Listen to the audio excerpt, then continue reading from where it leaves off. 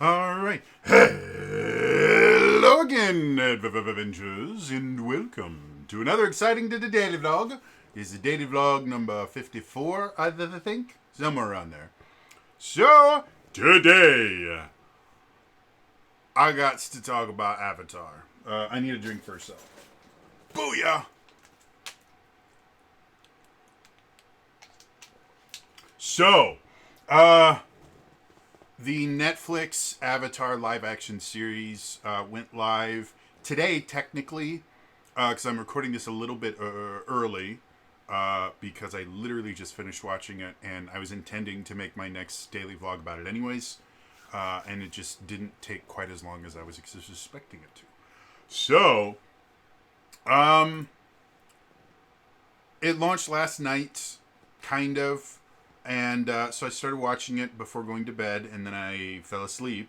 And then I finished watching, I think, the last two or three episodes today. And I have opinions. The non-spoilery version of do I think you should watch it? If you are not a fan of Avatar, if this is going to be your first experience in kind of the Avatar world, you're probably going to be bored because the pacing is not particularly great and a lot of the acting falls very flat. And I'll talk about that in a little bit. If you are familiar with Avatar, whether you are a fan of the original series or you're a fan of Legend of Korra or you're a new fan that is come in due to, thank you phone, due to reruns or due to the RPG or the comic books or anything like that, if you already understand the Avatar universe, you're probably going to be frustrated at points, but overall not have a negative experience, if that makes sense. Now, there's a lot to go through as to why I feel that way. But just for anyone that just kind of wants to know, hey, what did you think of it? There were aspects to it that were frustrating to me. Overall, it was not a bad experience. It's not an experience that I'm probably going to repeat. Like, I have watched the original Avatar, The Last Airbender, probably like the entire series, probably like 3 or 4 times. It is one of the greatest American animated series that have ever been created. It's just phenomenal. And I've rewatched Legend of Korra, I think maybe twice, because I don't like that one as much, to be blunt. But both of them I have watched and rewatched, and I think there's a lot of reasons to do that. This is probably not a series I'm going to rewatch unless they fix a lot of the issues that they have if they get a second season, which I hope they do. Again, I was not overwhelmed and overjoyed by this season. I think there's a lot of problems with it, but it's it's not the Avatar movie. Okay? To be perfectly honest, I don't think it could have been that bad. I don't understand how M. Night Shyamalan was able to make it that bad. Like, you have to go out of your way to screw up something so good so well.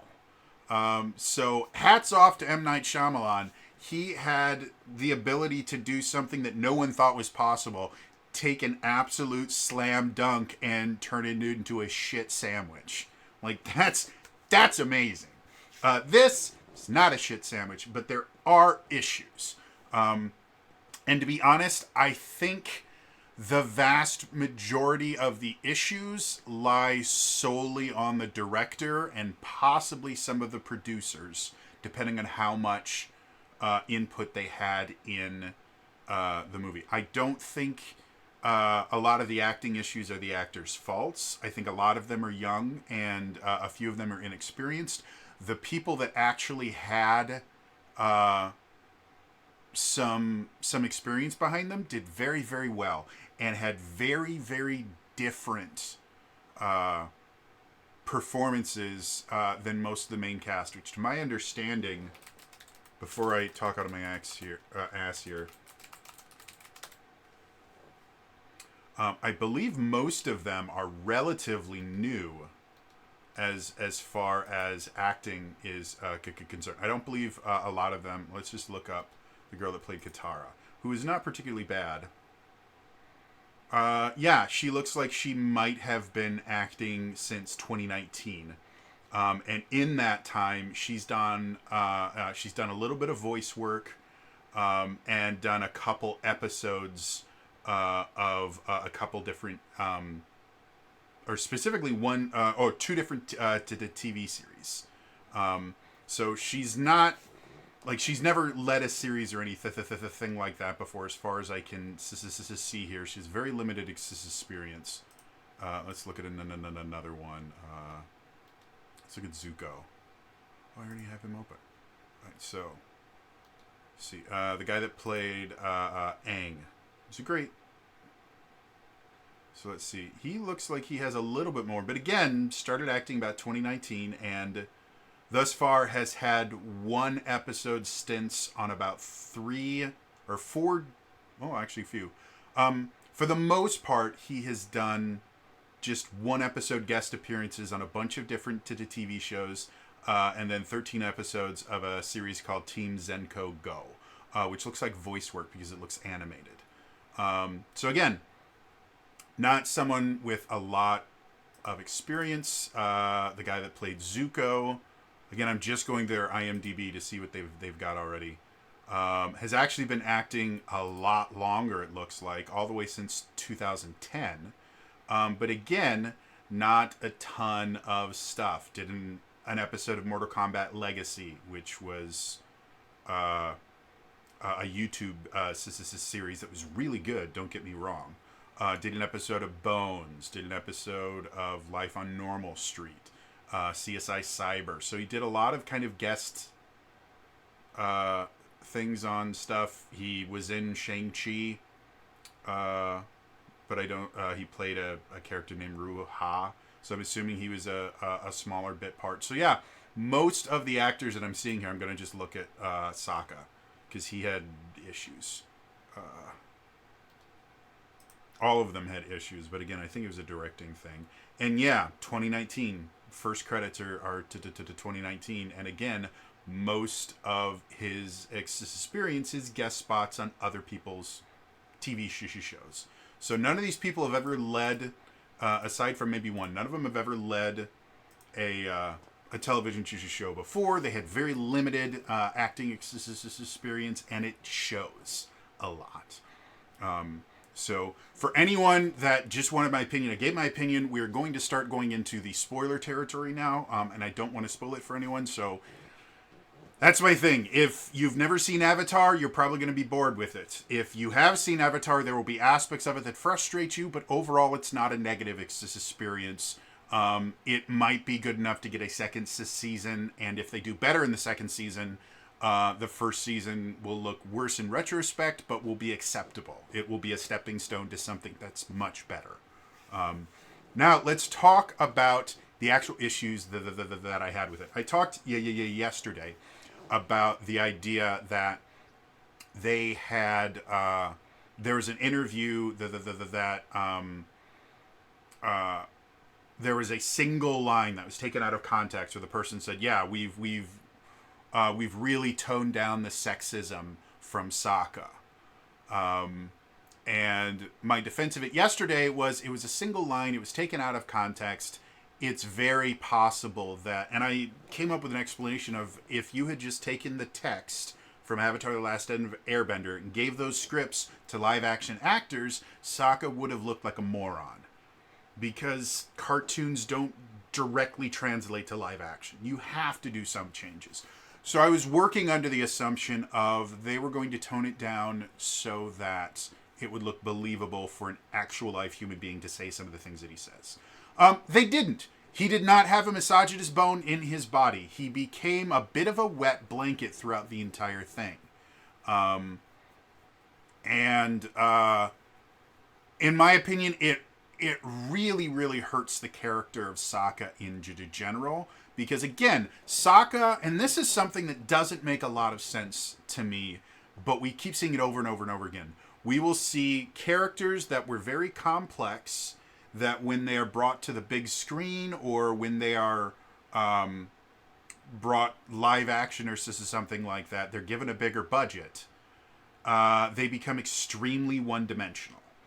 And Sokka is a really great example of that. Sokka, when it started off, the beginning of Avatar The Last Airbender, the cartoon, Sokka is relatively misogynistic.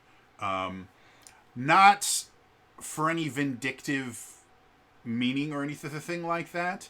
He has been thrust into a position where all of his experience is, in general, women are weaker and not useful in any sort of combat situation, because the town that he's living in, that he's been left to protect by his father when he was only like 13 years old, all of the adult men, basically any of the able-bodied men, left for war.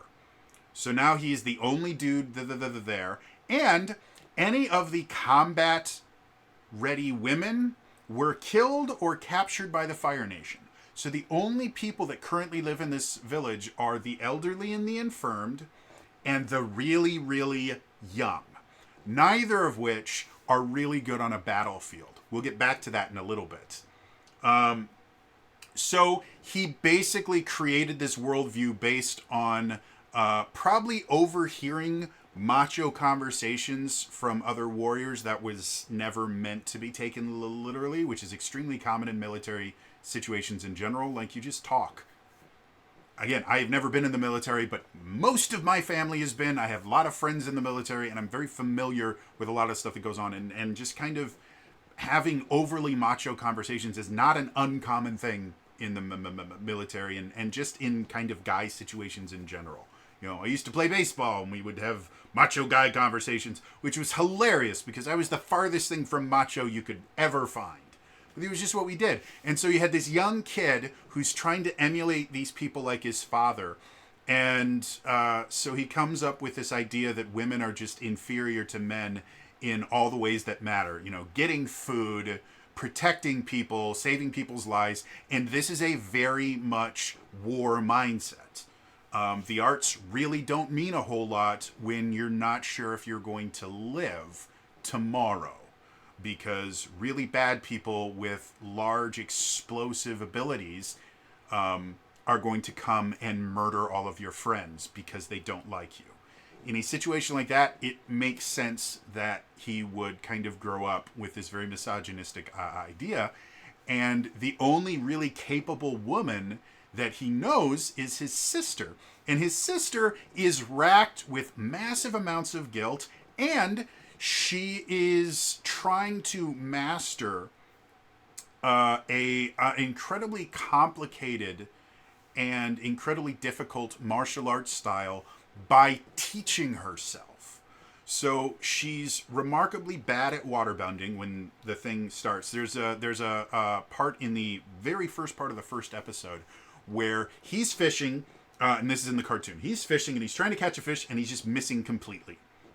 And so Katara starts waterbending, and she actually waterbends a fish out of the water in a little kind of ball of water. And she goes, Sokka, look at this. She brings it over, and Sokka just brings his spear back, pops the bubble, gets water dumped on him, and then the fish smacks him on the head and plops into the water again, completely safe.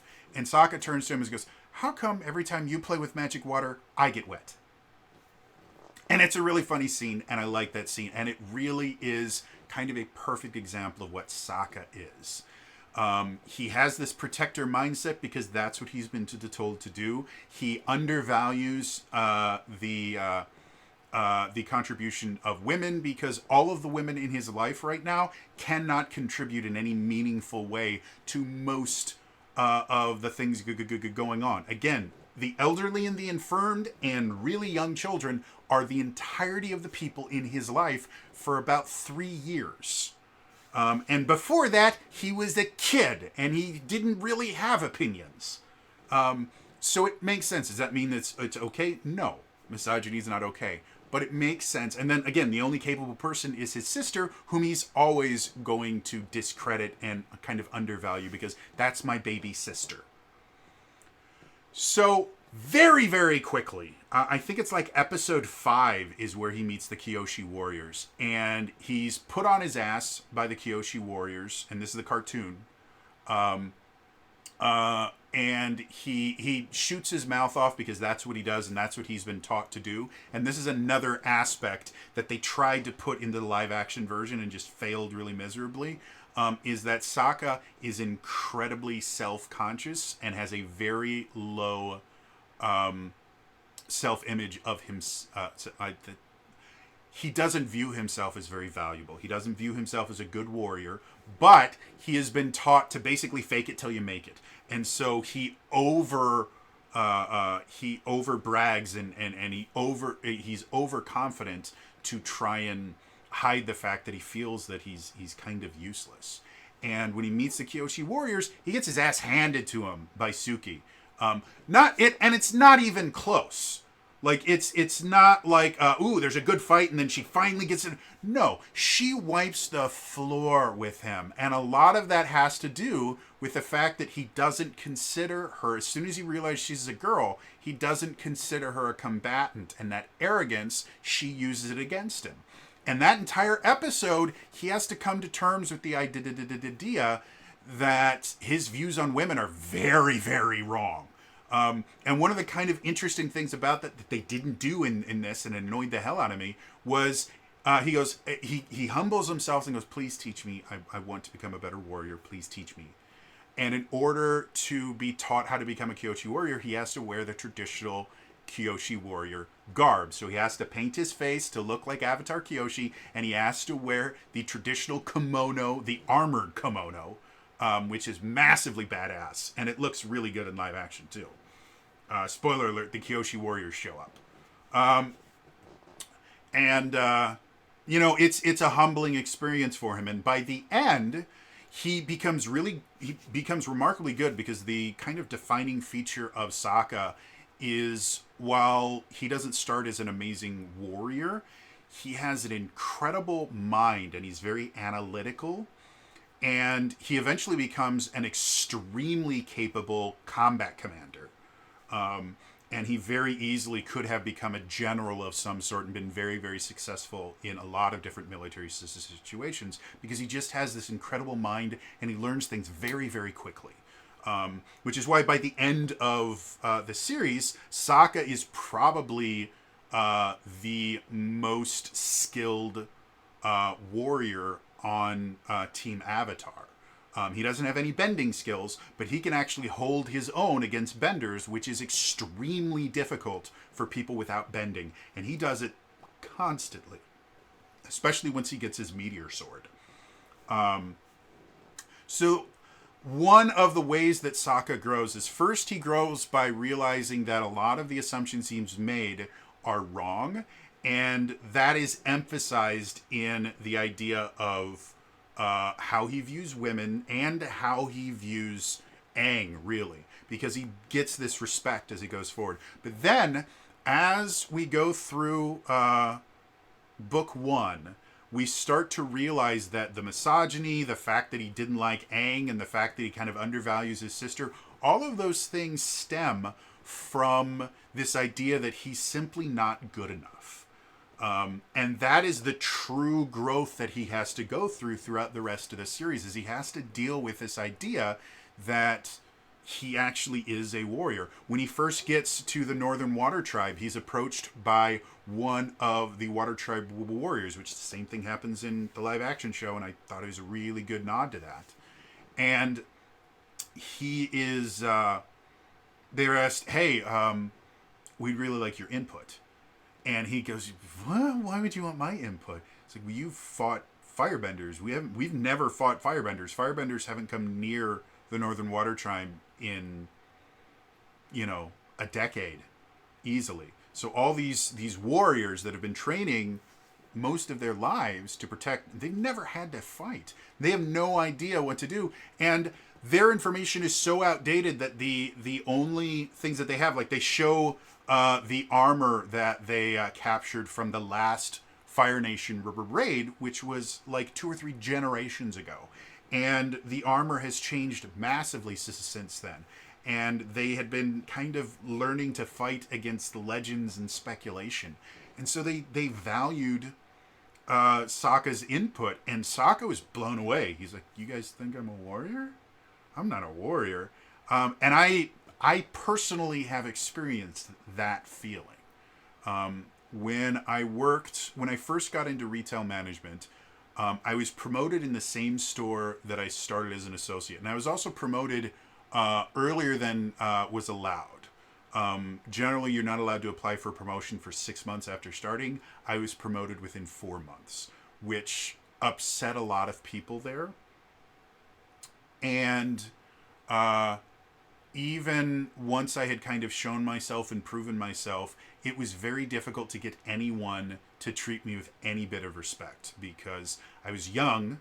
I was only in my early 20s, and I didn't have a lot of experience at the store. I was going up against people that had been working for this company for 2, 3, 4 years, and I'd been there for 4 months, and yet I was the one that was chosen and promoted.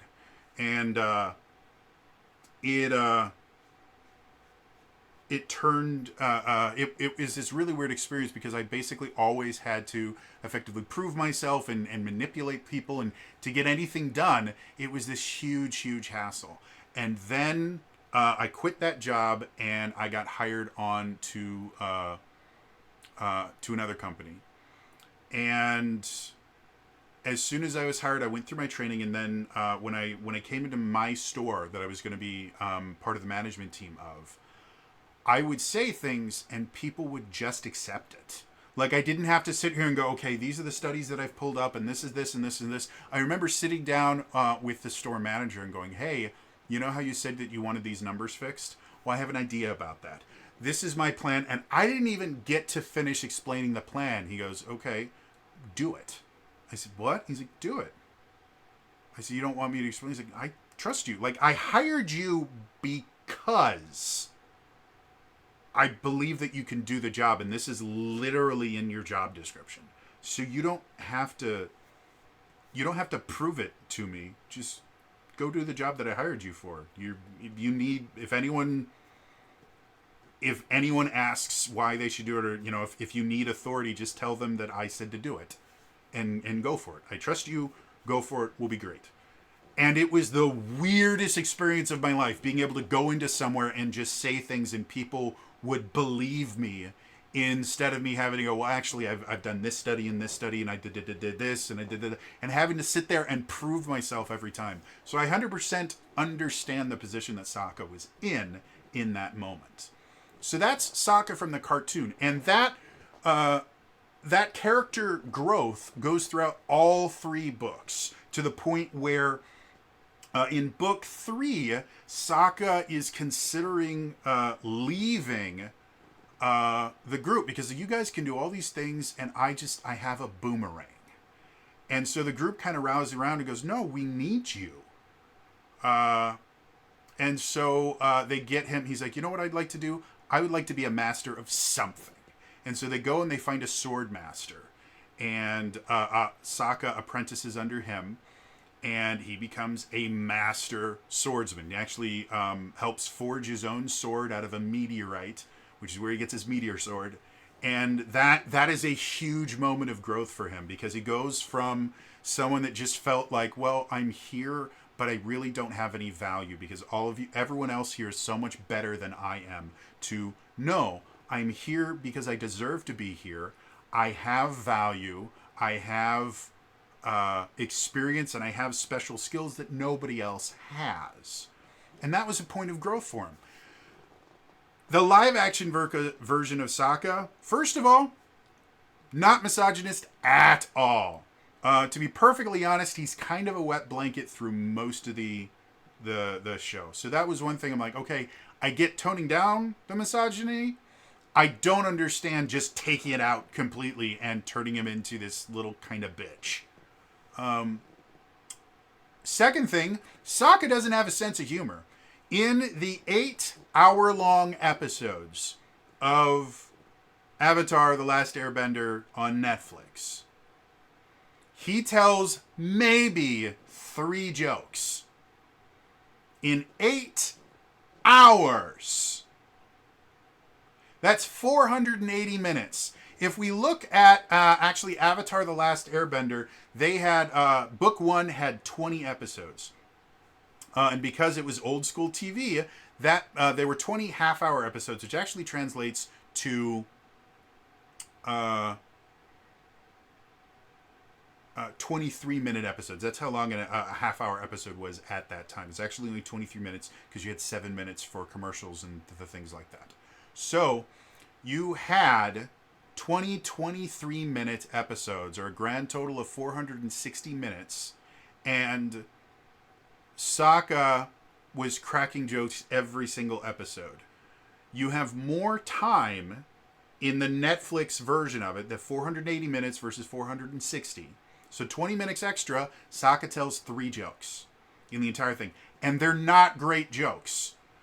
There's one that actually showed up in the trailer where you see Aang kind of riding around. It's actually a recreation of the intro to the cartoon, where you see him riding around in an air ball and he just face plants. Sorry if it was really loud. He just face plants into a statue and falls. And he goes, "There he is, the savior of the world."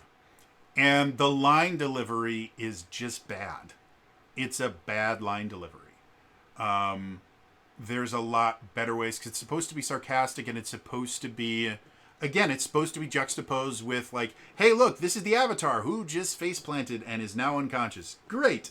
It should be something, there he is, the savior of the world.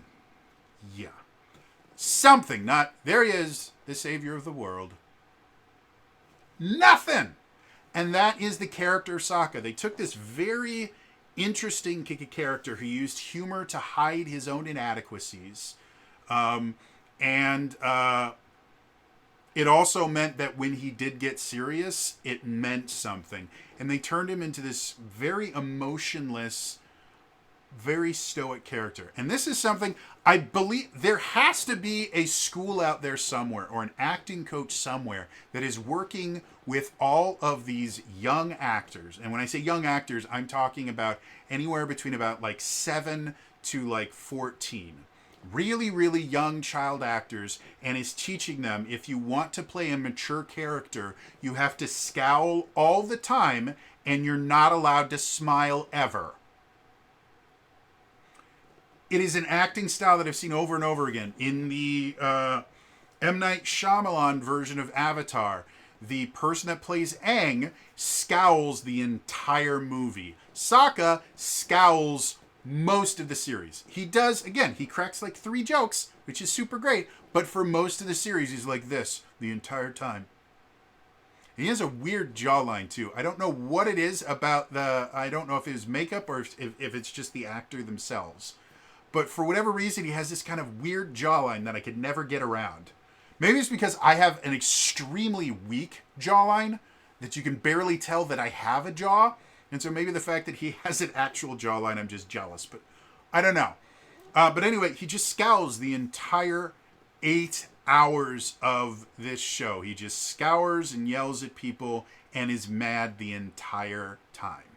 And this is an extremely common thing that I see over and over and over again. You have a very complex character that, when translated to another medium, becomes one note. Sokka was funny, but he could be serious.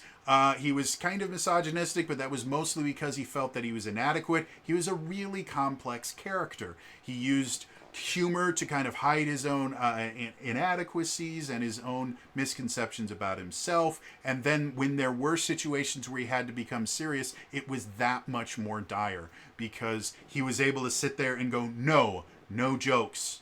Now we're getting serious. That was a really amazing character.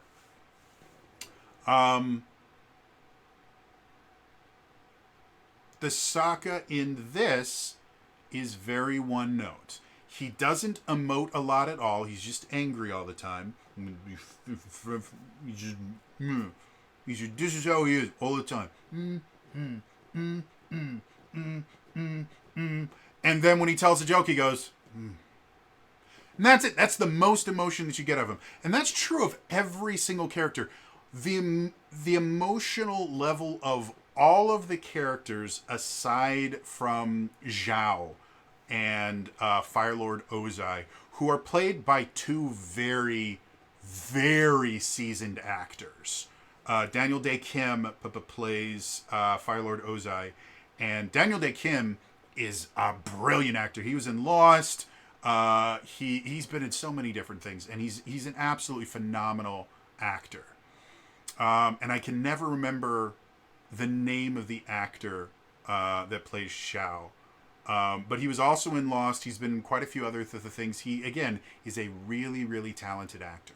Those two performances had emotion. They were happy sometimes, they were mad sometimes, they were furious sometimes, they were reserved sometimes. But they had this emotional variation that just didn't exist with any of the lead characters. Katara, again, one of the unique things about Katara in the cartoon is Katara is constantly being told, effectively, go back in the kitchen, woman. She is constantly being told, don't be who you are. And it comes to a head when they get to the Northern Water Tribe. Because she comes to Master Paku, and she wants, again, this is all cartoon stuff.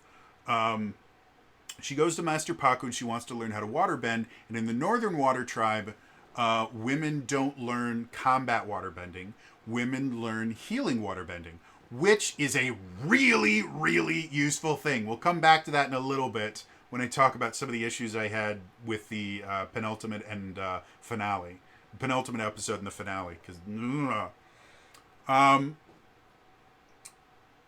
So Katara is this incredibly strong-willed, very self-driven character in the cartoon. She teaches herself waterbending.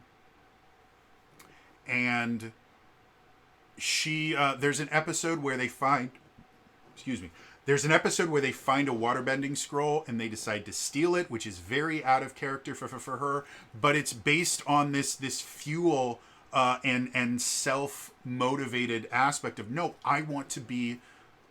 Everyone tells me I'm not allowed to be a waterbender. When I lived in the Southern Water Tribe, it was because you're not allowed to be a waterbender because the Fire Nation will come and kill you or capture you.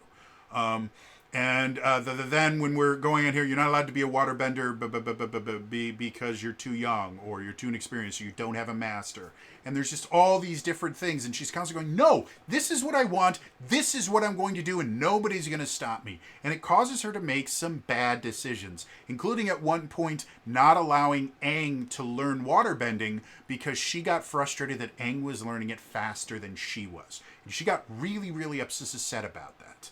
Because she's like, no, this is my thing and I've worked so hard and it's not fair that this little kid just shows up and can do it better than I can. Despite the fact that he's the Avatar and he's supposed to be better at it than she is.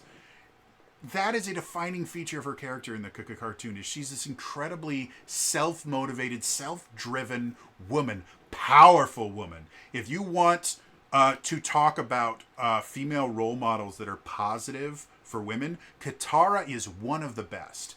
Because she is constantly oppressed by literally everything.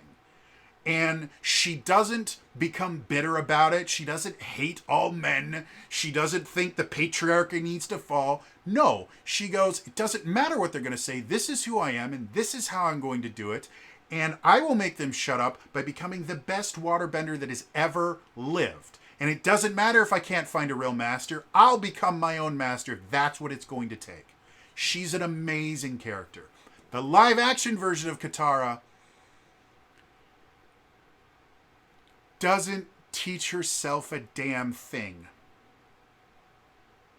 There are two huge character growth moments for Katara, specifically as it relates to her waterbending. The first one, she takes Aang to a Fire Nation ship that's been breached. It was from the last time the Fire Nation came, and all their waterbenders went and just put it on the ice.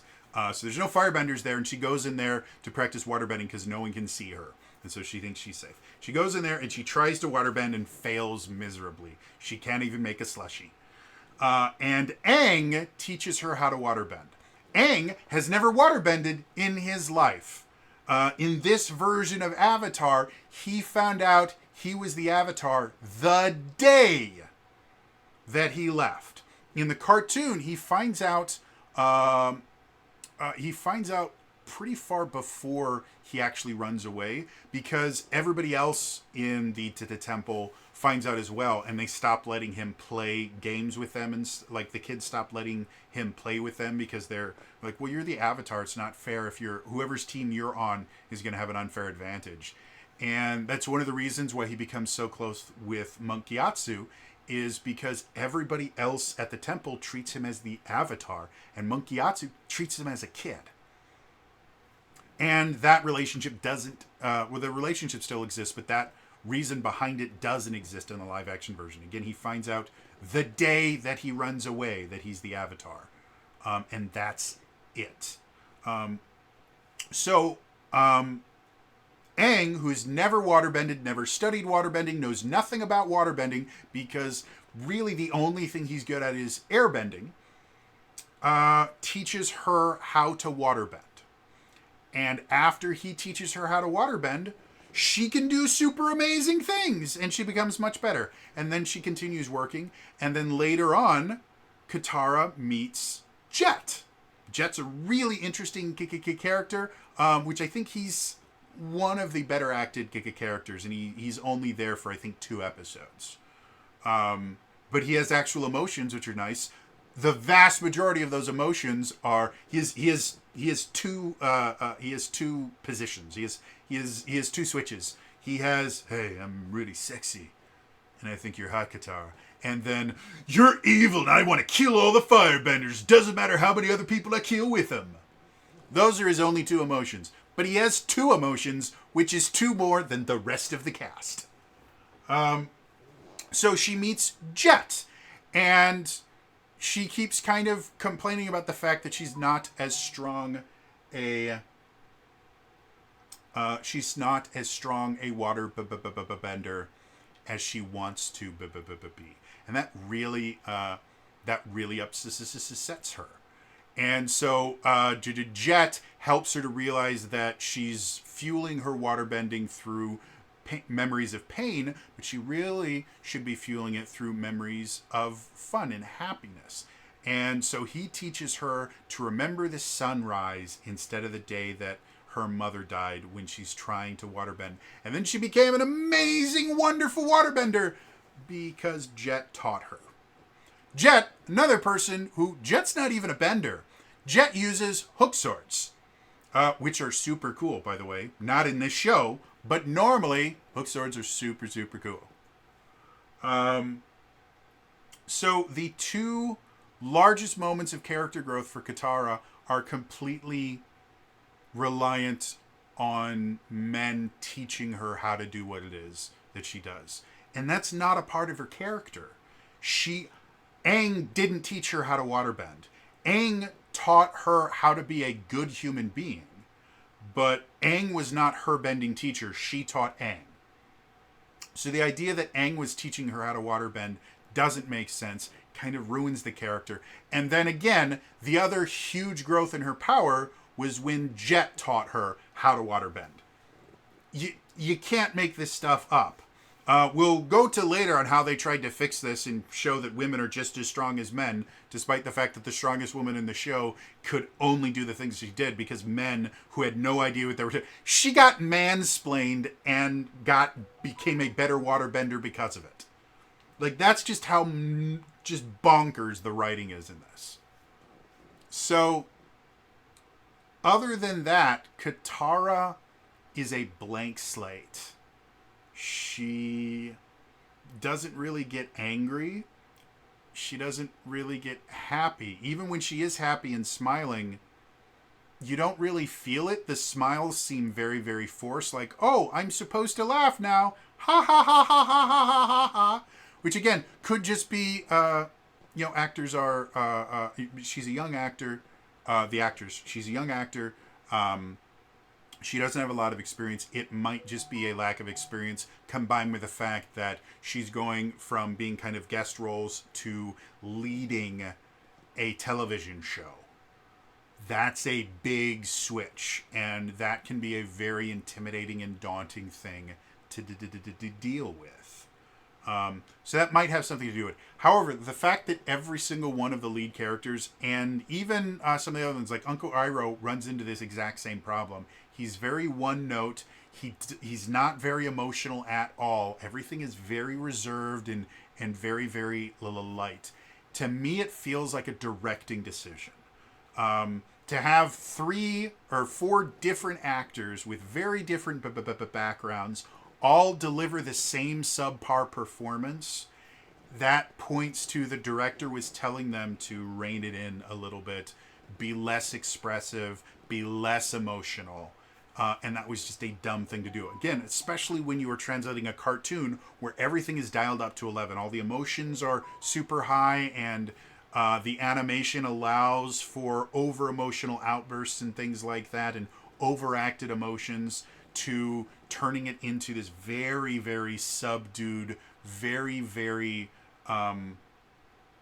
minute form of acting, which I just don't think any of the lead actors really pulled off very well. Does that mean that style of acting is just bad in general? No.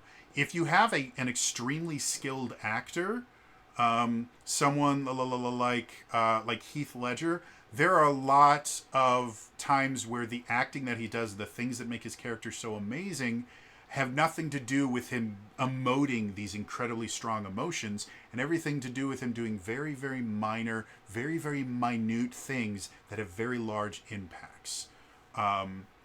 Dustin Hoffman is another actor that there's quite a few of his performances where the thing that makes them so amazing is not him being super over the top and expressive, but being very reserved and just very committed to it.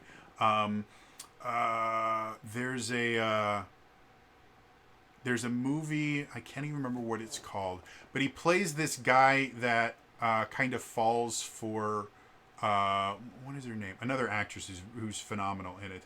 And the character that Dustin Hoffman plays is very reserved and very kind of almost bumbling and shy, and he pulls it off so amazingly.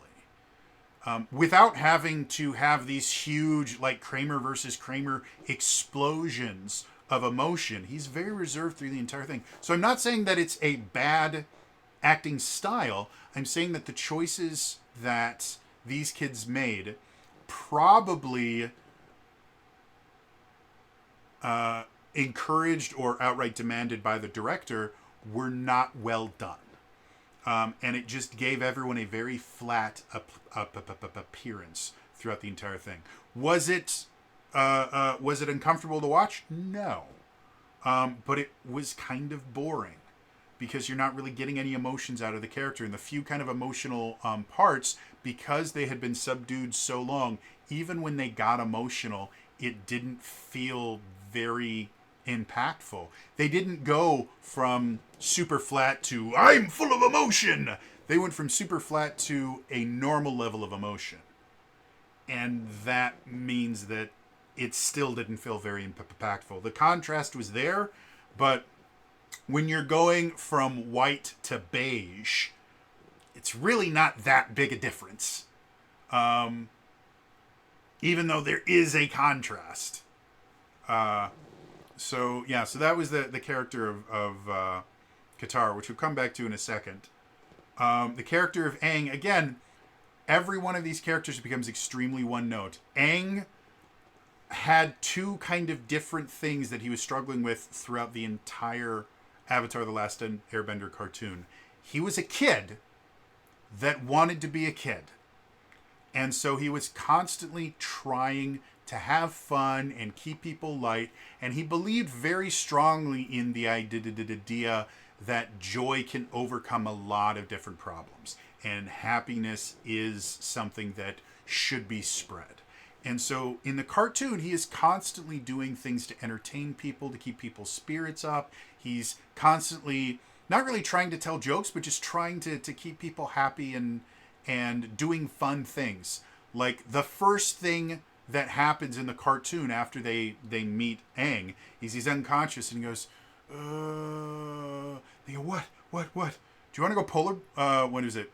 Penguin sledding with me? That is the first line that he has in the show is, do you want to go penguin sledding with me? And that's literally, they take these penguin somethings, because nothing is just a single animal in Avatar, and they just ride them because these animals normally kind of slide on their bellies on the ice, and so they just kind of ride them like sleds. And it's funny. And that's the character of Aang. But in addition to that, there is this other aspect of Aang where he is afraid, and this is throughout the entire 3 books as a series.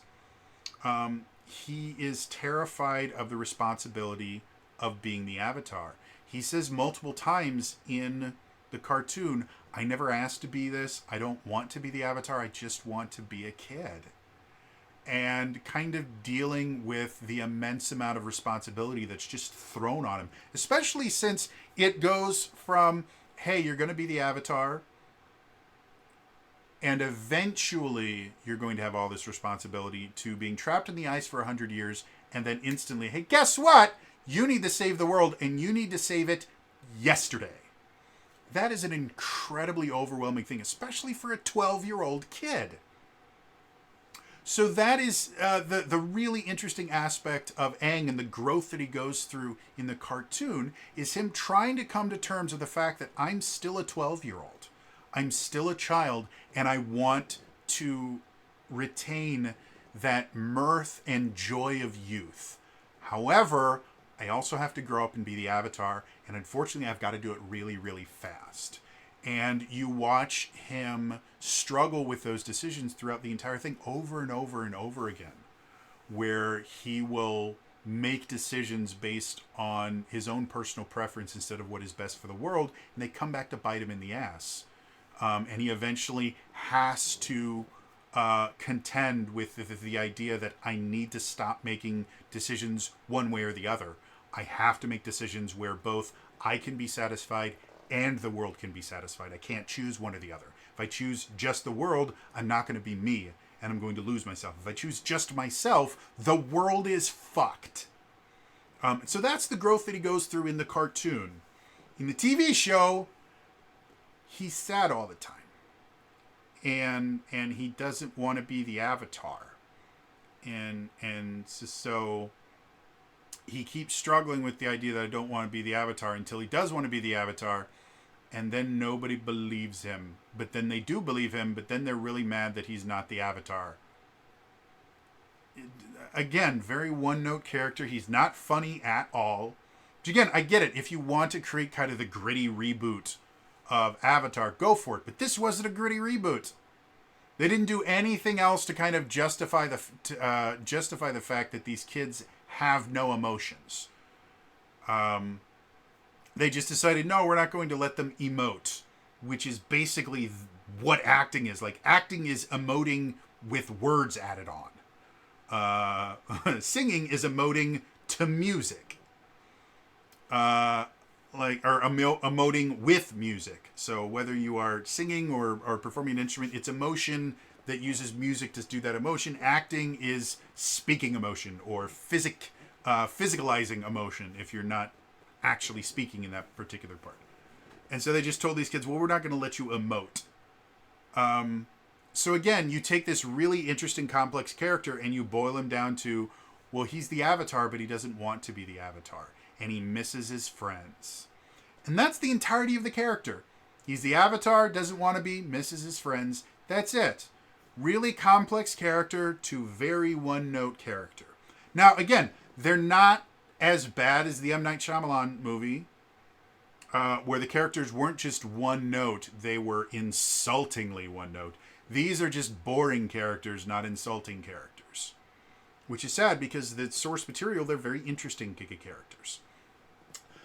One of the other problems that the thing has as a whole is the pacing is bonkers. Again, as far as actual screen time,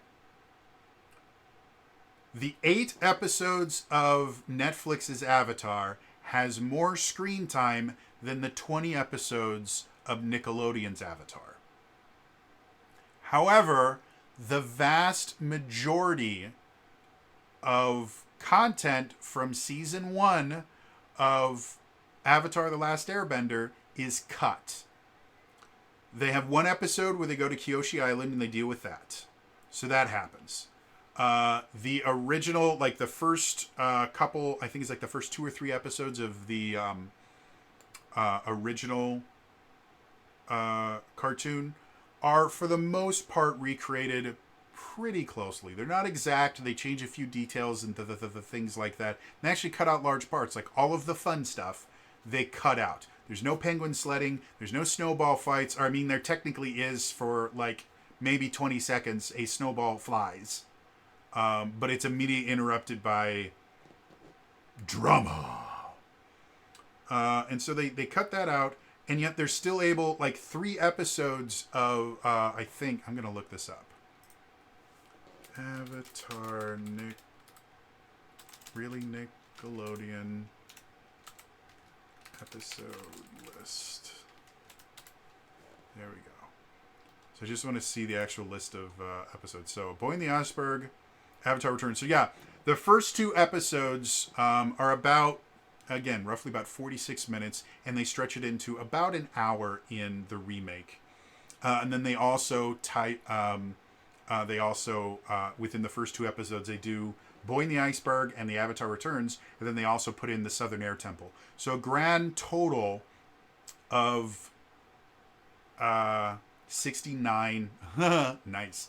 Grand total of 69 minutes worth of stuff is spread out into 2 hours worth of stuff, because it does take 2 episodes to get to this. This is Southern Air Temple, I believe.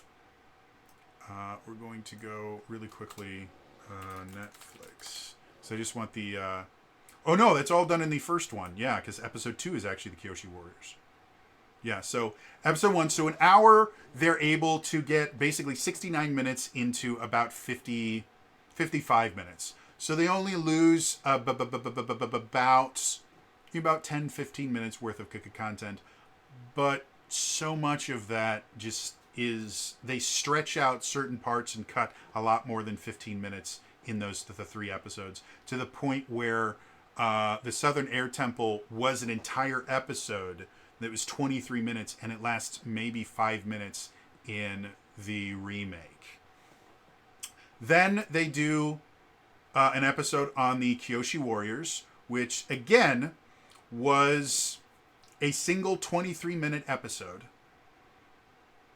And they still found a way to stretch that episode to an entire hour and found ways to cut out parts of it. Again, the whole thing with Sokka being misogynist, and that was like one of the big subplots in that episode, with Sokka having to learn to swallow his pride. None of that is there. Sokka is immediately smitten by Suki in the remake. Sokka is immediately smitten by Suki and comes up and is like, "Hey, no, I think you're really cool, and I think that you fight really cool, and yeah, I think that's all really, really cool." And he becomes this little, like, very meek, like, if you ever wanted to train together, like, I think that'd be super cool, but you don't have to, because, like, I'm not like a cool person. You wouldn't really learn anything from me, but I could learn a lot of things from you. But you don't have to, because, like, you're super cool anyways. That's not Sokka. I don't know where that came from. It became this kind of little piddling mess for that episodes. And so while they still stretched it out, there was less content there. The 3rd episode of the remake was Omashu, which again is 2 episodes in there. You have the King of Omashu, and then I think Imprisoned is the other one. But it's basically it involves it involves them getting to Omashu and one of my favorite songs, Secret Tunnel, Secret Tunnel, Secret, Secret, Secret, Secret Tunnel. By the way, that song, spoiler alert, shows up in the remake. It's just as good. But you have this episode where they have to try and make their way into Omashu, and there's this really touching scene between between Aang and Katara that starts kind of showing the budding romance between the two that will be explored throughout the rest of the series. That doesn't happen in the remake. And then the second episode is they meet the King of Omashu in the cartoon. They meet the King of Omashu, and he immediately imprisons all three of them and forces Aang to go through these incredible tests to prove that he is the Avatar. And the final test for Aang is he goes, "What is my name?" And Aang has to kind of go back and think about all the different challenges he's gone through, and he realizes that this king is actually his friend from 100 years ago, Bumi. And it's this great kind of thing because Bumi in and of himself understands that Aang is still 12 years old and has a lot of growth that he's going to have to go very, very quickly. And so he comes up with these really ingenious ways to teach him things that are going to be essential for him to becoming the Avatar, in ways that Aang is not realizing he is being taught lessons, which as a trainer is the kind of ultimate pinnacle training experience. When you can give people a task that they don't understand, that they are learning something completely different, it is amazing how effective that is. You can refer to it as basically the Miyagi technique. Paint the fence, up, down,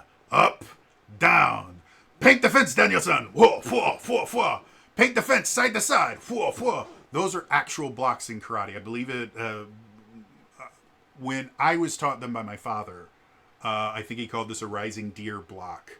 I don't know if that's actually what they were called, because my dad sometimes made up shit. But this is an actual block, and you block with your wrist, actually. So you go up and down and up and down. Those are actual blocks. And they're a combination kind of blocks and strikes, because you're not just... You're hitting the hand out of the way. And actually, my hand hurts after doing that. The same thing is true in Taekwondo. Like, this is what's called a middle block. And it's not, we're moving the thing out. You are tight fist, strong arm. When it hits, you're hitting with your the side of your arm. You're basically, I don't remember which bone this is, but either the radius or the ulna, whichever one's on the outside, inside, whatever it is. Whatever one is right here, you go, boom. You do that. When you block down, you block with this really hard bone right here. Boom. You block up, you boom. They're very, very tough, very, very hard. So that was King Bumi in the cartoon. King Bumi in the live action is a bitter old man who's angry at Aang for leaving him. And so the first thing that happens is when they meet King Bumi again in the cartoon, they go, "Hey, we don't know who this dude is, but he's going to test us." And then at the very end, he goes, "Bumi!" In the live-action series, the second he meets him, "Bumi, my good friend," and Bumi's just pissed the entire time. And he's mad at him, and then they eventually fight. And again, the reason that they fight in the cartoon is Avatar Aang thinks he's being clever. The king goes, "Choose your opponent." And he goes, "I choose you, King Bumi," thinking that he's this old, frail man. And then King Bumi takes off his robes, and he's fucking ripped. And that becomes a really, really interesting combat. It's not what it is. In this one, the reason that they fight is Bumi's pissed at him and wants to beat the snot out of him to teach him that he's not allowed to rely on anyone else, and that he has to be entirely alone, and all this just really negative shit. And Boomy is this kind of broken, bitter old man who was not the Boomy in the cartoon. And again, I don't understand why you had this incredibly interesting, complex character in the cartoon who seemed kind of crazy and very much like a non sequitur of a person who's actually incredibly intelligent and understands things on a very, very intrinsic level. And you turned him into this one note, I'm bitter because you left me. He's basically a jilted ex. And this is true about most of the characters in the show. And I don't want to go through every single thing, but you have this pacing problem where the Winter Solstice is turned into an episode where they have to deal with the weird thing, but it's not really, and they kind of combine it with Ko the Face Stealer and a bunch of different things. They completely get rid of the Great Divide. They completely get rid of the Storm. The Blue Spirit is stretched out to just nonsense.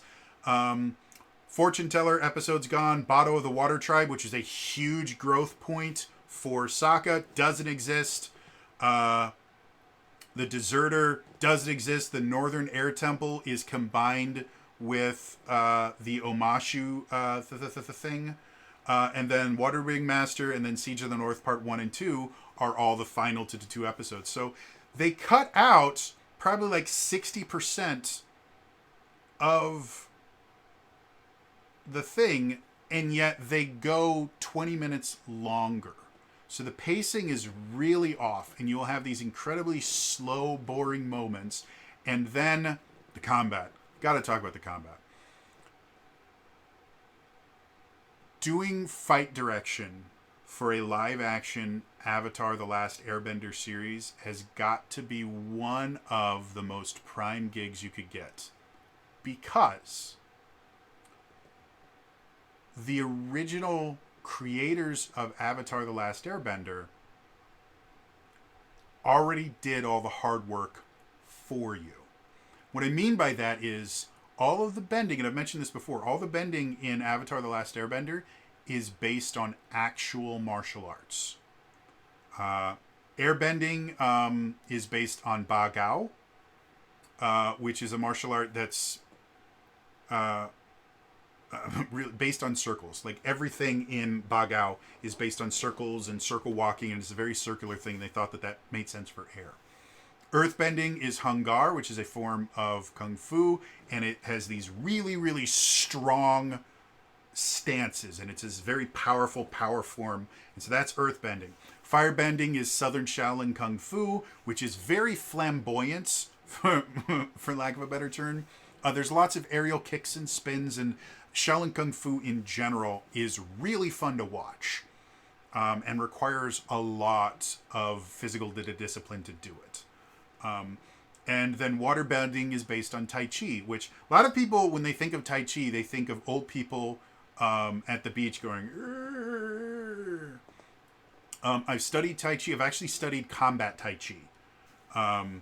And for anyone that goes, combat Tai Chi, that's an oxymoron. That's a contradiction in terms. It's not, because the current version of Tai Chi that most people think of is this relaxing breathing and stuff like that. If you speed up the moves, they are remarkably good. And their Tai Chi is based on the idea of water flowing, and everything you do in Tai Chi is about conservation of movement and energy and redirecting flows of energy into people. So, yeah, it all makes sense. So, if you're going to be the fight director for Avatar: The Last Airbender, you have a really simple job in front of you. You find out which bending style people are using, and then you teach them that style of martial arts. Or, if you're really smart, you go out and find martial artists that practice those styles and use them as extras and stunt doubles. What did they do in the live action? Not a fucking thing. It's better than M. Night Shyamalan. Because M. Night Shyamalan, like, to throw a single rock, Earthbenders have to go like, fool, fool, fool, fool, fool, fool, fool, fool, fool, fool, fool, fool, fool, fool, fool, and a little rock would fly. And if you watch, like, in the series, like, they would be able to raise an entire rock wall by just going, fool, and then this huge, like, chunk, just like that. The live action Avatar is about not halfway in between. It's closer to the cartoon than it is there, but it's still a lot slower. Like in the opening scene, there is an earthbender running from some firebenders, and whenever he earthbends, it's always so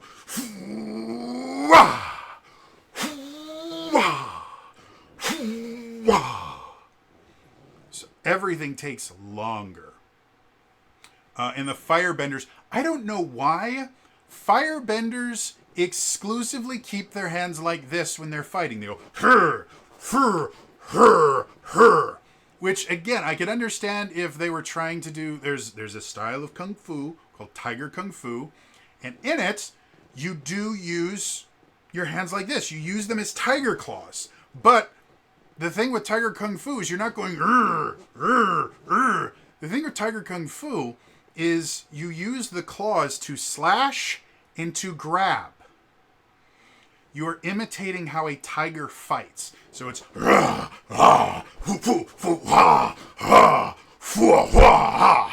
that's Tiger Kung Fu. These guys are just I'm a big scary monster. Fire.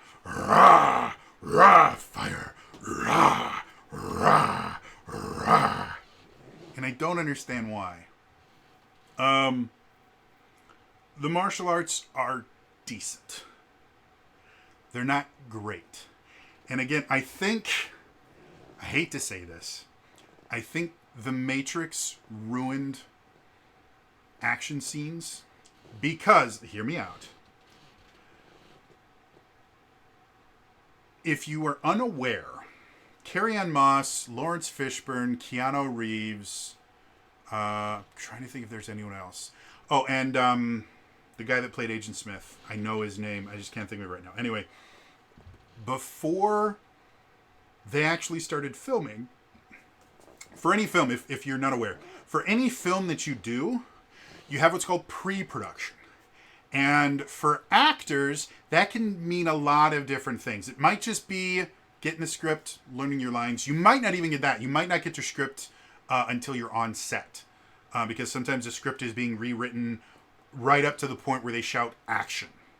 But pre-production, a lot of times for actors, is if there is a specific skill that you're going to need in the movie, either they expect you to already know it, which was what happened before The Matrix, which is where we got people like Jackie Chan and Jet Li and Bruce Lee and all of those kind of martial artists who were not... Like Jackie Chan is actually a pretty good actor, but he wasn't always. He's become a pretty good actor because he's been doing it for so long.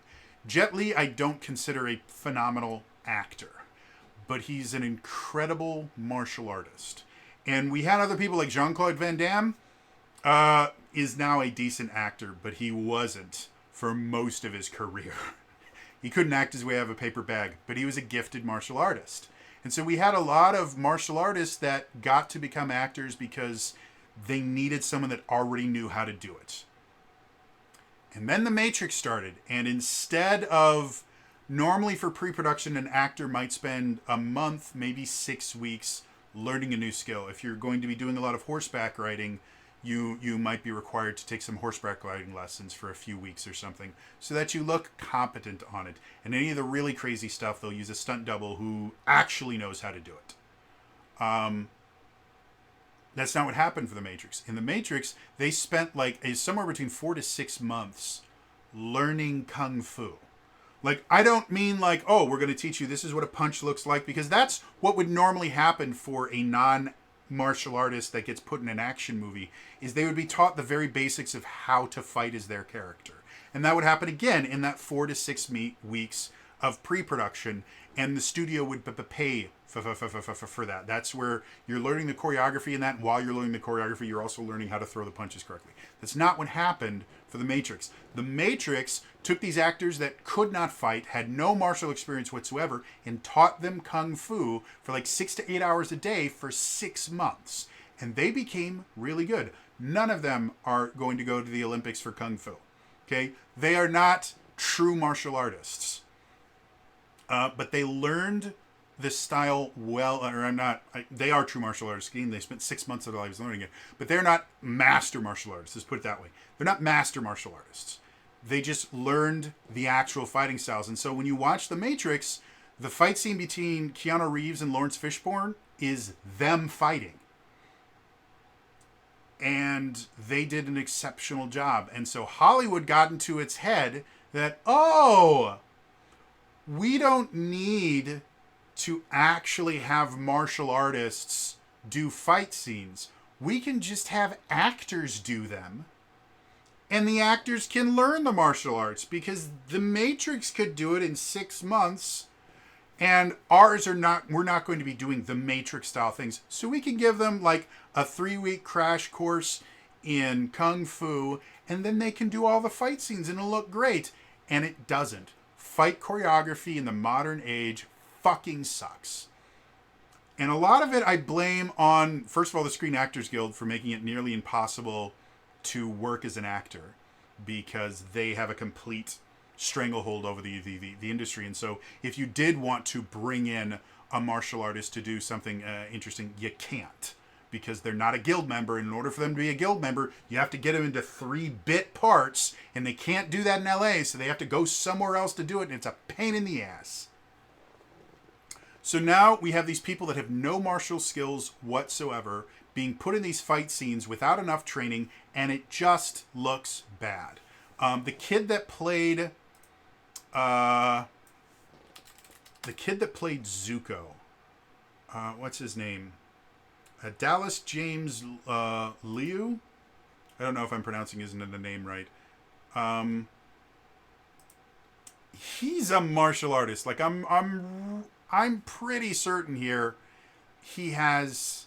Yeah, there we go. So Liu practices Japanese Shotokan and competed in North American Sport Karate Association. So Shotokan is a style of karate. My father is actually a black belt in Shotokan karate. And here, he began practicing martial arts when he was 5 years old and stopped competing internationally at 13 years old. Dallas Liu is an actual martial artist, and it shows. He does some really, really flashy kicks and things like that, and does really, really well. I don't think the animation and stuff, and whoever the fight director was for it, I don't think they quite understood bending enough, because he'll do some really, really flashy moves and it will turn into a single fireball. Again, it's not quite the M. Night Shyamalan, I'm going to do an entire kata to light a single candle, but it was still a little bit underwhelming, especially when you look at how it works in the cartoon series. I don't understand why they can't just do what they did in the cartoon. Again, I understand that it costs more money to do that, but the hard work has already been done. There are already movements for you to mimic, and they keep kind of trying to reinvent the wheel. They do it badly each time. So Dallas, good martial artist. The actress that plays Katara has a really awesome, amazing name that I'm going to butcher. Kiawentio Tarbell, I think. Let's see if I can find a Wikipedia page on her. There we go. So here, First Nations actress and singer-songwriter. So she's a singer, which is great. She is not a martial artist in any way, shape, or form. And I just wanted to check before before I said something wrong. She is 100% not a martial artist, and it shows badly. I don't think I want to check out Gordon Cormier, who's the. I grew up in Vancouver. He's Vancouver, British Columbia. Yeah, no martial art background with him either. So you have all of these non-martial artists that don't understand how martial arts works. They get like a crash course in it, and then they're expected to do these fight scenes that are pitifully short. Again, they put this massive amount of weight on all the drama and everything in it. They have no acting. Or they have no emoting in these drama-filled things. And then when they have fight scenes, they're just really mediocre. And you would think when they're doing stuff with like the big battles where there's a bunch of extras doing it, it's like, well, then you can hire martial artists. Nope. most of the extras didn't know how to use their weapons, much less the martial arts and bending stuff. Like, it was impressive to watch people get into fights and then just look completely inept with really basic weapons, like using a spear. There's two different versions of spear work that happen in this movie. You have the kind of traditional Chinese kung fu spear work, and that's done by the Fire Nation, despite the fact that the Fire Nation is technically based on Japan. In all actuality, they're using Chinese spear work, which is really, really cool and interesting. They don't use it that way. And the way you can tell that it's supposed to be Chinese is they have the spears, and for Chinese kung fu spear work, there's a little kind of tuft of fluff right below the spear point that's meant to catch the blood before it gets down and makes it hard to use the spear.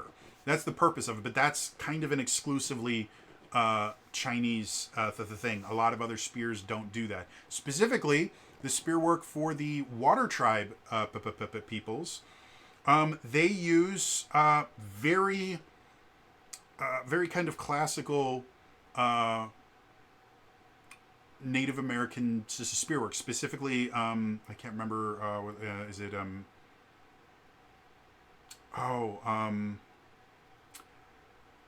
Canadian and Alaskan First Peoples. I can't remember what their tribe name is, but it's what it was based on the cartoon, and so they're using kind of more traditional First Nations spear work, which is a very different fighting style, not any less deadly, just very different. And you can see a lot of these people barely understand how to hold the weapon, much less how to fight with it correctly. And a lot of the combat, they use a lot of wire work, which whoever the fight choreographer was did not understand wire work super well. Again, it's not horrible, it's just not good. And so you would see these really kind of bad wire works, especially when you're dealing with the air bending.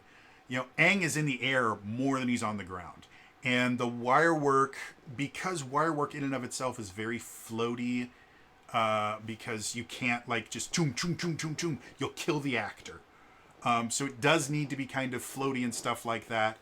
But they just didn't do it well. Like, if you compare the wire work in this to something like Crouching Tiger, Hidden Dragon, which had a shit ton of wire work, the stuff in Crouching Tiger, Hidden Dragon looks much more real because you have Yuen Woo-ping, who is a master fight choreographer and does extensive work with wire work and Chinese style choreography and Hong Kong style choreography because he worked there for so long. You have these really amazing wire work scenes, and then you have them in Avatar, and they just kind of look like they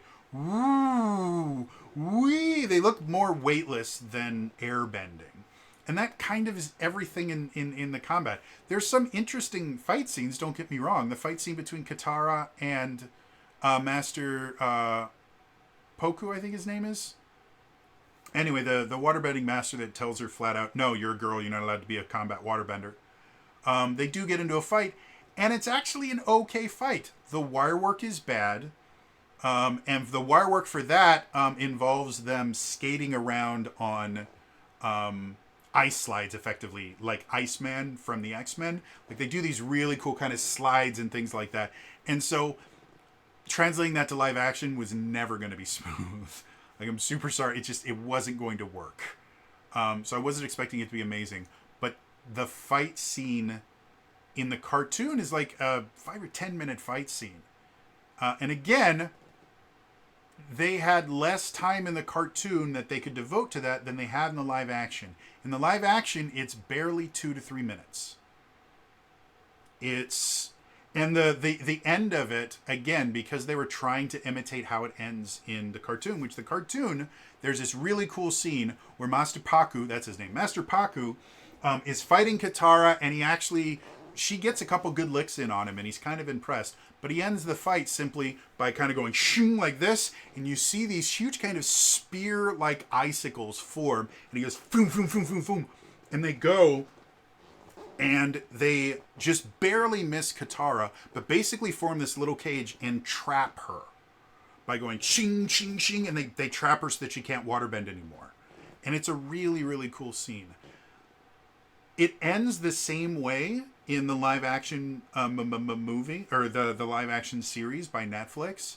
But instead of these cool spears coming down and Katara having to kind of dodge, and the interesting thing about it is Master Paku understands Katara's style so well that he knows that if he attacks this way, she's going to dodge in this direction. And therefore, he plants the icicles in a very specific way to basically force her into trapping herself by dodging the various different things. And it's a really interesting scene. This one, that doesn't happen. He does throw a few icicles, but they just kind of land around her, and she doesn't have to move at all because none of them come close to hitting her. And then he just makes them grow, and she sticks out her hands in order to be captured. It was dumb. It was poorly choreographed, and this is a endemic thing of Hollywood right now, is they have undervalued fight scenes and fight choreography so heavily. And I think a lot of it has to do with the fact that you have people like Keanu Reeves, who's a brilliant actor and is also an amazing martial artist at this point. Because he's done, after the Matrix trilogy, he's done John Wick, and he did, 47 Ronin. Like, he has done so much martial combat training. And then you have other people like Tom Cruise, who I don't know if he's ever, like, if the studio is ever paid for him to be trained in martial arts or anything, but he has taken the initiative himself, and he's actually a remarkably proficient fighter. In The Last Samurai, he gets really good at kendo and Bushido and katana swordplay in general. Like, he gets remarkably good at it for someone that hasn't spent years learning it. He does really, really well in that. And so you have these really good action stars that are good actors. Like, Tom Cruise is a good actor. I don't think he's the greatest in the world, but he's a good one. Keanu Reeves is a phenomenal actor. Lawrence Fishburne's a phenomenal actor. Liam Neeson is a phenomenal actor who's also an extremely gifted swordsman. So you have these actors that are raising the bar, and so they just assume that all actors can just be martial powerhouses plus also be really good actors. And that's just not true. Martial arts is a skill, and it takes time and a lot of effort to get to the point where it looks natural enough to fake it on screen. And so we have all these people. Again, 3 of the 4 leads in this thing. I didn't check out Ian Ousley. Let me look and see if I can find a Wikipedia page for him. There we go. He's from Texas. He began practicing Taekwondo. Interesting. Competed nationally for 5 years, later earning a 3rd-degree black belt in 2018. So he's not even... That's really upsetting, because he does not look super great in his fight scenes in this. But it might have everything to do with the fact that, again, Taekwondo... I've studied Taekwondo. Taekwondo is primarily a kicking martial art, and he doesn't kick at all. He has a bunch of different weapons that he uses, which he does adequately well, but he doesn't really get to do a lot of martial arts. And weapons work in Taekwondo is next to non-existent. You really don't learn any weapons work whatsoever. So maybe that's why Ian is just not nearly as good. But both Katara and Aang have no martial background, and they are supposed to be really, really great at what they do, and it just doesn't. So yeah, the fight scenes are subpar. They're not horrible. They're not M. Night Shyamalan bad, but they are subpar. Then the final thing that just pissed me off about this, and it almost just colored the entire thing for me, but the rest of the show was good enough. I'm like, you know what? I will overlook this, because I guarantee you it was one writer or a couple writers that have their heads up their asses and don't understand a goddamn thing. When the Fire Nation attacks the Water Tribe, the Northern Water Tribe, which now they have a name for the city. I don't think there was a name for the city in the actual show. They just called it the Southern Water Tribe and the Northern Water Tribe. And now the place where we start is called Wolf Cove, basically implying that there's more than just that one little village in all of the Southern Water Tribe, whereas in the cartoon, that was all of the waterbenders in the South, was in that tiny little village. And we don't really find out about any other waterbenders until Legend of Korra, which is 70 years later. And then the Northern Water Tribe is just the Northern Water Tribe, and all of them live in this one city. So now they have names. So the Fire Nation comes and they start attacking. And Katara's already had her fight with Master Pakku. And so as everyone's getting ready for the fight, Katara comes up and says, "Hey, I'm here to fight." And Master Pakku still, for whatever reason, he in the cartoon, after he traps Katara, her necklace falls off, and he recognizes the necklace because it's the necklace that he gave to his betrothed, 50, 60 years ago. And then his betrothed went and moved down to the Southern Water Tribe, and it was actually Katara's grandmother, Gran. That was a really cool thing. Basically, Master Pakku was effectively the grandparent. Not really, because I think Gran didn't actually marry him and went down south and married somebody else, but there was like a paternal grandparent or a maternal grandparent kind of thing going on there. That didn't happen. So after the fight, Master Pakku still is like, well, I beat her, so doesn't matter. And so Katara comes up and is like, I'm here to fight. And Master Pakku goes, no, you're a woman. Go back to the kitchen, woman, because I am a patriarchal misogynist. Didn't make any sense. And so she goes on her little feminist tirade. It's like, no, I proved to you that you're just being stupid and blah, blah, blah. So we're here to fight. And that's when Master Pakku goes, uh-huh? And it pans about and it shows all of the women who had been in the healing hut coming to help defend. And I've never been so upset in my life. The reason why is not that, the reason they want to do is like, well, they wanted to show that women are just as good as men. And let's ignore all of the feminist arguments and all the stuff that's happening modern right now about what is a woman and all of that nonsense. Let's not consider that right now. I get that was what they were trying to do, is like, women are the same as men. Okay, let's accept that as just fact. There's nothing different between men and women except hormones. That is the only difference between men and women, is hormones, and if you get the right hormones, you can be whatever you want. For this argument, we're going to accept that is an absolute fact. I'm not saying that it is, I'm saying for this argument, we're going to go off of that. Because it doesn't fucking matter. You have effectively your entire hospital staff of not just doctors, magic doctors that can instantly heal wounds. This is an unbelievable military asset. If you have people that all they need to do is get the wounded in, cover them in water, do some water-bending magic, and then their wounds are instantly healed, which they've already showed us in the show. A guy comes in with a pretty decent cut on him. They put the water on it. The cut is instantly healed. There's no scar, no nothing. This is magic healing.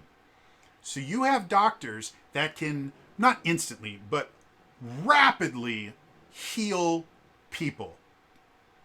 You do not take your magic doctors who have never been in combat ever, who have no training that's meant to simulate combat, which any military member, even if you've never actually been in a conflict, which is a very, very different thing. I'm not saying that combat training can ever replace being actually in the theater of war. They're still very different things. However, combat training is designed to prepare you for the theater of war so that there is a better chance, not 100%, not even really 50%, there's a better chance that when shit starts blowing up around you and bullets are whizzing past your head and you're watching your friends die next to you, you don't instantly curl into a ball and cry.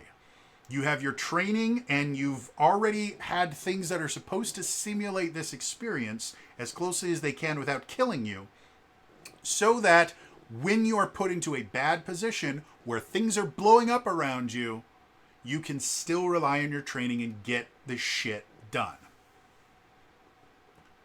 Without any of that training, they have taken doctors who have never fought in their lives, they've never trained to use combat waterbending, and they basically put them under mortar fire. How moronic is that? And this idea of, well, girls are just as good. Let's pretend that's true. Train them then. Give us a tiny montage where Katara shows up. Instead of just showing up when everything's already blowing up, how about Katara like 2 hours before? Just give us 2 hours. Comes up and goes, hey, we have this incredible asset.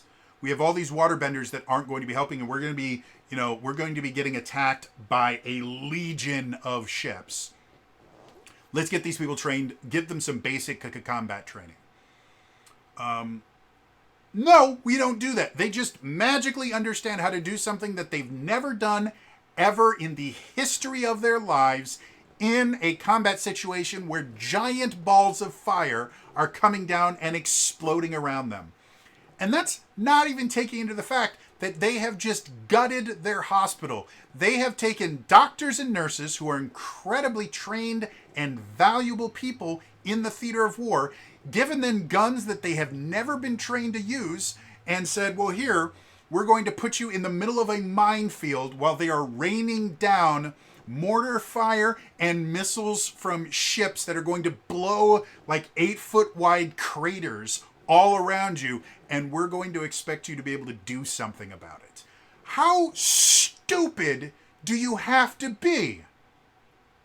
You have one of the greatest military assets that literally no other nation has. Healing ability is exclusively a water-bending thing.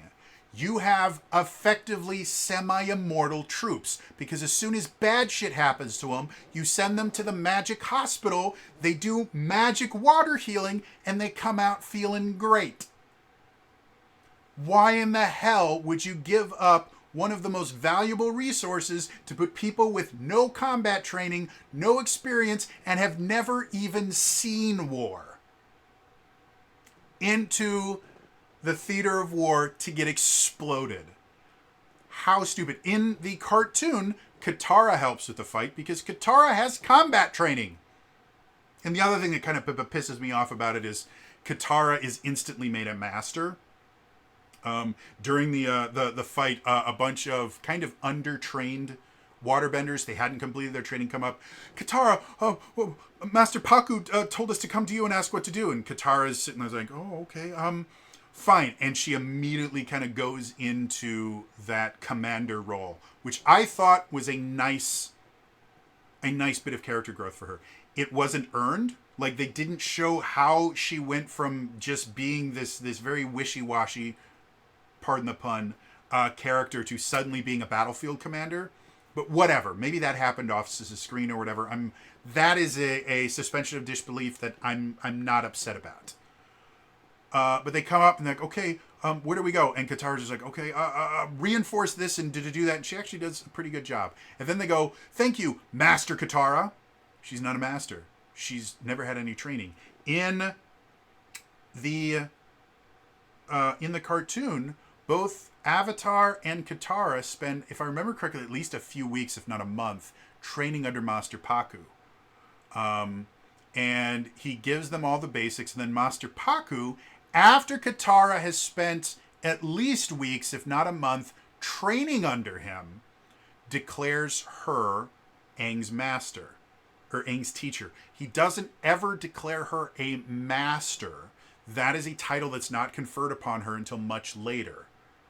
Here, just because she lost to Master Pakku, she's now suddenly a master? No, that's stupid. It takes away a huge point of growth, because Katara getting to the point where she considered herself a master was a big part of her growth, because again, she was very self-motivated, but she also had insecurities and things like that she had to deal with. And so that was a really cool point of character growth for her, where she felt the right to call herself master. That was cool. This is, well, you're a girl, and so we're gonna just, you just become the master by teaching yourself. You've never had any formal training. You have entirely taught yourself, and now you're better than Master Paku. And I hate this bullshit Mary Sue nonsense. Katara was an excellent character in the cartoon. She was an example of a strong, capable woman that fought against oppression and people not believing in her and herself not believing in her own self, and became this really interesting, well-rounded character that started out very unsure of herself, and by the end, she's 2v1ing the most powerful firebender aside from Lord Ozai, and is able to take out Azula. Because Zuko in the final battle takes a lightning bolt meant for Katara, and Katara goes full on beast mode and just completely demolishes Azula. It's a great fight scene. It really, really is. So yeah, like that. Those are my opinions on the Netflix last Airbender series. Like I said, overall, it was not an unpleasant experience. There were things like, again, it comes off very flat with the acting. Aside from a few choice things, I really wish Daniel Day Kim had been in it more, because he's just so good. And again, whoever the dude is that plays Shao, maybe, I wonder if I can find, because I have the cast list up here. The guy that plays Iris, Ken Leung, that's his name. Ken Leung plays Commander Zhao. And he does a great job. I don't think it is the best performance I've ever seen him in, but compared to everyone else, he was phenomenal, except for Daniel Day Kim, because again, really, really good. But other than those two characters, the acting in general comes off really flat, which is definitely a director problem and not a director or producer problem and not an actor problem. The fight scenes are very, very short and unimpressive. They're not insulting, but they're unimpressive. They have a huge pacing problem where it will get really, really slow, and they will focus on really stupid, minute things, and then they will just massively skip massive sections and then just reference them later on. And then the final fight, they make some changes in the story a little bit about Shao and dealing with the moon spirit and stuff like that. And I think, to me, it feels like they were trying to get rid of the ancient library.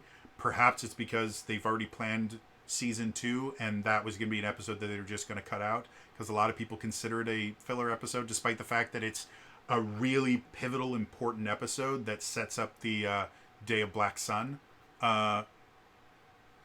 episodes. So it's possible that they're just going to cut out the Great Library entirely, and that's why they change things up to where he doesn't go to the Great Library, and there's other stuff that's just weird about how he does it. And again, Iroh is not the same character he is. He's much... In the cartoon, Iroh is much more in control of everything and just pretends to be a doting old dude that doesn't know what he's doing. And in the Netflix live action, Iroh is mostly useless. He gives good advice, and he acts as the surrogate father that Zuko needs. But as far as the Dragon of the West, he isn't. Like, his firebending, he firebends like 3 or 4 times throughout the entire series. It looks really bad. Like, it just doesn't look very confident. And every time he fights in the cartoon, like, everybody underestimates Iroh, because he's this fat, doting old dude. And then when he starts fighting, everything changes, and he is always in incredible control. And he uses that to his advantage. He's an extremely intelligent character in the cartoon. In the live action, he claims to be smart. He's more lucky than smart most of the time. You don't see the kind of calculating aspect of Iroh in this season, which is sad, because again, Iroh is probably one of the best characters in the show. in the cartoon version, and he's just not as good here. He's, again, none of this is bad. It's just not good. And again, it wasn't an unpleasant watch, except for that last part where they took their magic doctors, gave them guns, and then watched them blow themselves up. Other than that, it was an overall okay experience. Again, not the greatest thing I've ever seen in my life. Probably not going to watch it again unless they do get a season 2, which I don't know. I guess it depends on how well it does for Netflix. Netflix has been canceling a lot of the things recently because they're in dire straits right now, as is all of Hollywood. So who knows? Anyway, just wanted to talk about that because I was passionate, and again, I love Avatar. But that is going to be all for me today. As always, if you enjoyed this, like, subscribe, hit the bell icon, turn notifications on. In the comments down below, if you have an opinion about the new Avatar series, let me know it. However, if you're going to talk about anything spoilery, because people can read the comments before they get to the spoiler warning in this, type spoiler warning and put a bunch of spaces before you start to talking, just to avoid spoiling it for anyone. So, anyway, that's all for me today. I will see you guys in the next time. All right? Bye-bye.